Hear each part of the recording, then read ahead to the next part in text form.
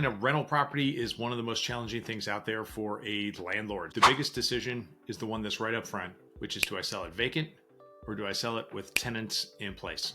So let's talk about the pros and the cons. You sell a property that's vacant, the buyer is able to come in and say, yes, I can see this as my rental property, or I can see this as my home. So people can see this as theirs, which is exactly what we want.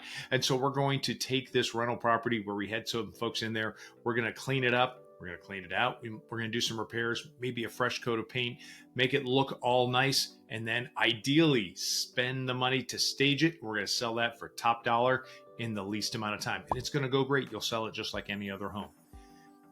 Some folks don't want or can't do that. So what's the downside to selling it vacant? The downside is merely that you don't have that rent coming in. And let's face it, there are some folks, some landlords who either don't want to or cannot afford to not have a rent payment every month.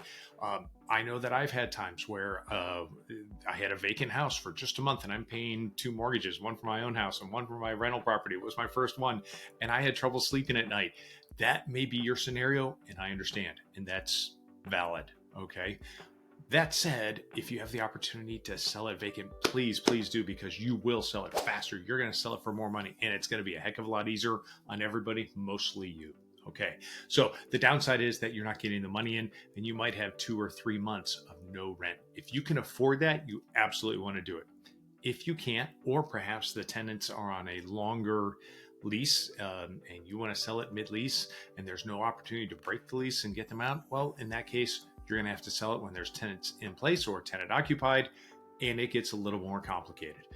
The problem is that tenants are people with emotions and feelings, and let's face it, when the landlord sells the property, the tenants get scared. Ask anybody who's renting. Maybe it's even been you when you were younger and you were renting a house.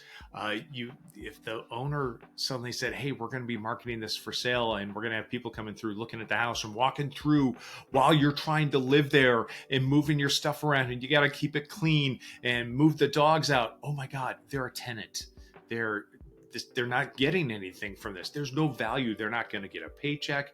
They're not going to get a payout. It's hard and scary, and they're worried because they think that the new person's going to be coming in is going to be heartless and race them around on them. So it's nothing but fear when it comes to the tenants. So we have to handle that. That's the hardest part. So what are we going to do to manage the fear of our tenants when we're trying to market it? Some people will lie to their tenants. All right. I have seen it before where they say, hey, when you go in there, don't tell them that you're a real estate agent. Tell them you're an inspector. What? You're not telling your tenants? I don't think I can do that. I can't just go in and lie to somebody and tell them I'm not who I am and pretend that we're not doing this. That's just unethical, right? So let's not do that. Let's not lie to our tenants. I will tell you, there are people who use that as their tactical plan or their strategy. I don't care for it. All right. So that is one way you can do it. You can lie to your tenants. Do not recommend that. The first thing you can do is you can say, hey, we're looking to sell the property.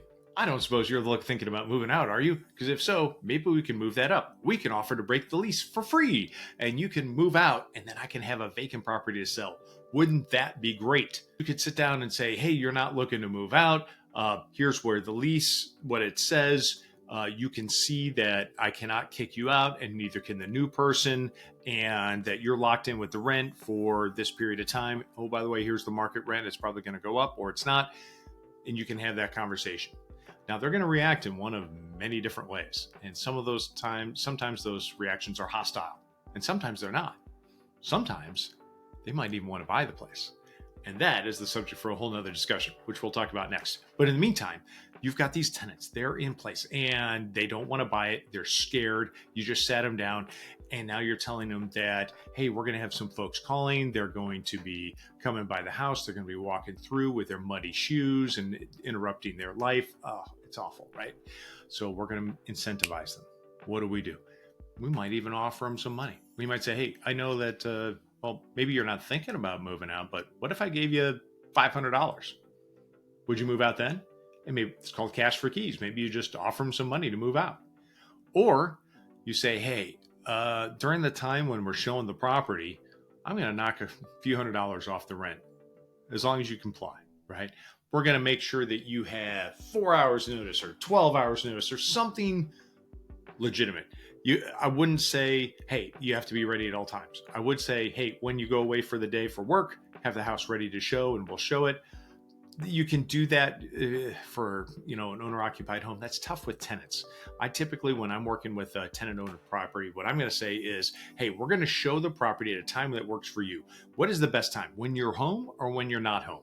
And give them the opportunity, because some people will be very uncomfortable with strangers in their home because they're tenants. That's their home, and they'll be very uncomfortable, and they don't want that.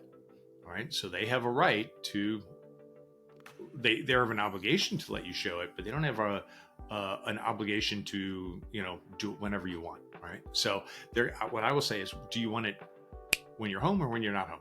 And I've seen it both ways. And if they say, hey, when I'm not home, great. What are your working hours? We're going to say that their showings are only between 9 a.m. and 3 p.m. And please give 1 hour notice, right? And then we'll confirm with a tenant to make sure it's okay and codes and all that other stuff. On the other hand, if they say, hey, well, we want to do it when I'm home. Okay, when do you get home from work? I get home at 4:30. Great. How about we have showings after dinner between 6 and 9? Well, that's too late. All right, how about 5 to 8? Okay, you can't just have like 1 hour. You got to work with me here, right? Or sometimes I have had it where I say Tuesdays, Thursdays, and Saturdays. By the way, Saturday is this big giant window. Be ready for it. Okay. And so you just set up times during the week where you say, we have a system. They say it's available to show during these times, and you market it that way.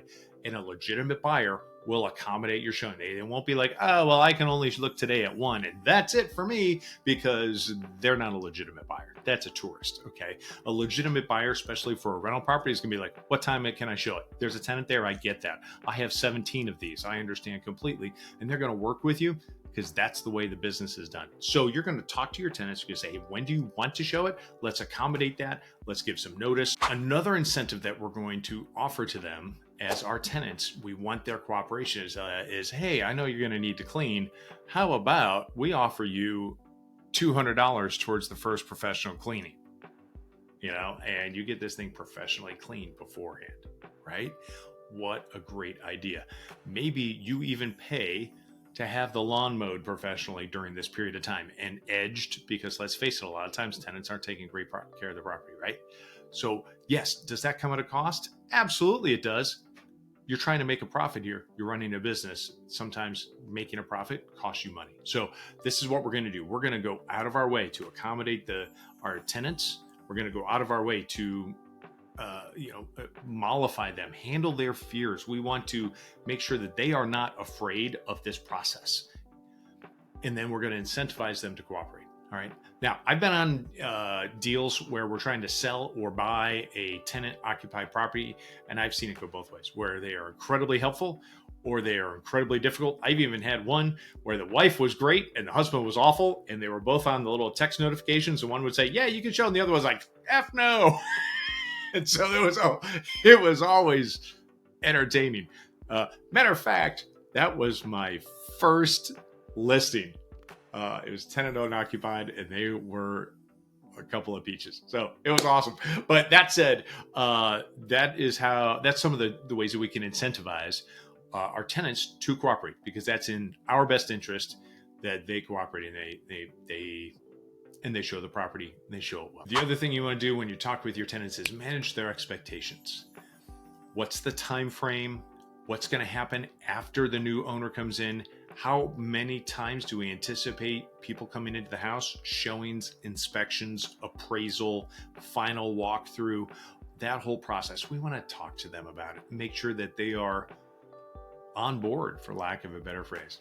All right. So the last thing we want to do is scare our tenants. We don't want to do that. We want to get them on board and make sure that they're not afraid and they're incentivized.